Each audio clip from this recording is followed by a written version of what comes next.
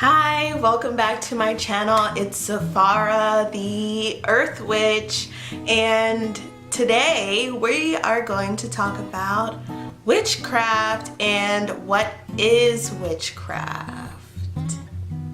If you ever see me looking down, it's because I had to write notes for this, but I was also too lazy to memorize my notes.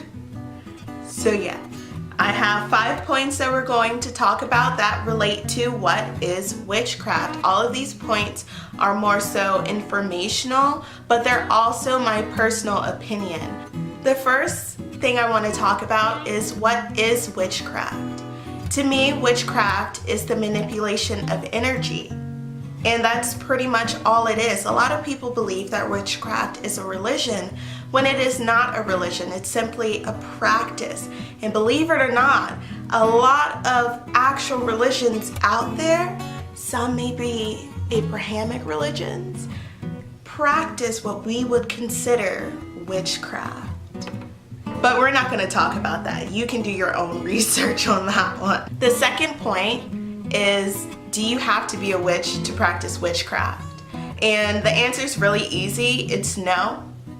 As in, you can be whatever you want to be and practice witchcraft. Witchcraft is a practice, not a religion. Hope you didn't just hear my paper fall on the floor. The next thing I want to talk about is how to practice witchcraft. Now, there are various different witchcraft practices. Lots and lots and lots and lots of them. And that'll probably be in like another video. That's not this video because that's way too much. But the way you can practice witchcraft is by using the energy from specific items and their correspondences and manipulating them for your desired outcome. For example, I have this plant that is in a shitty looking pot, so don't pay attention to that. I just planted it too far down and you can't really see it, so I was just like, I guess I'll just wait for it to grow because I didn't want to rip it out. But anyways, that's not what it's about.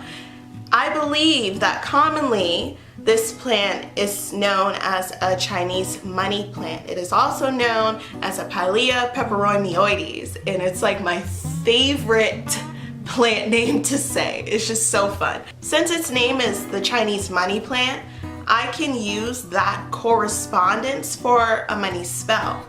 Also, another one that would be good for this specific plant is a fertility spell. This plant multiplies so freaking quick. It just has babies and more babies and more babies. So this would be a great plant for something that relates to fertility. And there's a little dead stem that has no leaf. We get rid of that. The main thing about how to practice witchcraft is to be creative. The more creative you are and the more time that you put into what you are doing, the more energy that you are building up and sending out into the universe that will go towards your desired goal and outcome. Like, that's just awesome. Next, I want to talk about when to practice. You want to practice witchcraft when you want to change the energy and the flow of things. So if something's going the way you kind of don't want it to, and you want to go another way, you manipulate that energy to go another way. I probably look so freaking crazy.